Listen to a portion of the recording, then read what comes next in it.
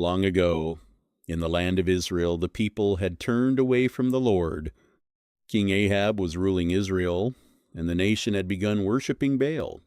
But there was a prophet of God named Elijah. Elijah stood firmly for the Lord, even when almost everyone around him had turned away.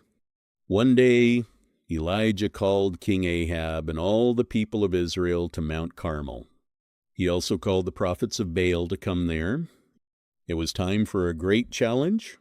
Scene 1, Mount Carmel. Elijah stood before the people and said, "How long will you go on wavering between two choices?" Then Elijah announced the challenge. There would be 2 altars. The prophets of Baal would prepare an offering on their altar. Elijah would prepare an offering on an altar for the Lord, but neither side would light the fire. They would call upon their God. The God who answered by fire would prove that he is the true God. The people agreed. Scene 2, the prophets of Baal. The prophets of Baal prepared their altar. They placed their offering on it. Then they began calling upon Baal. They cried out again and again. They shouted and pleaded for their God to answer, but nothing happened. The sky remained silent. There was no fire. There was no answer. Hours passed. The prophets continued calling, but their altar remained exactly as it was. Scene 3, Elijah stands alone. Elijah watched them. Then he told the people to come closer.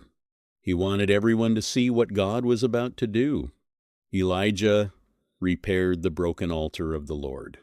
He took 12 stones representing the 12 tribes of Israel and built an altar. Then he prepared the offering. But Elijah wanted everyone to know that the miracle would come from God alone. Scene 4, water on the altar. Elijah told the people to pour water over the offering and the wood. They poured water over it. Again, Elijah told them to do it. They poured even more water. The offering was soaked. The wood was wet. Water even filled the trench around the altar. Humanly speaking, there was no way for the offering to catch fire. But Elijah was not depending on human power. He was depending on God. Scene 5. Elijah prays. Then Elijah stepped forward. He did not need a long speech. He simply prayed to the Lord. He asked God to show the people that he alone was God. Elijah wanted the hearts of the people to turn back to the Lord. The people watched in silence. The prophets of Baal had shouted for hours, but Elijah stood calmly before God. Scene 6, fire from heaven. Suddenly, something extraordinary happened. Fire came down from heaven. The fire consumed the offering. It consumed the wood. It consumed the stones of the altar. It even dried up the water around it. Everyone watching was amazed.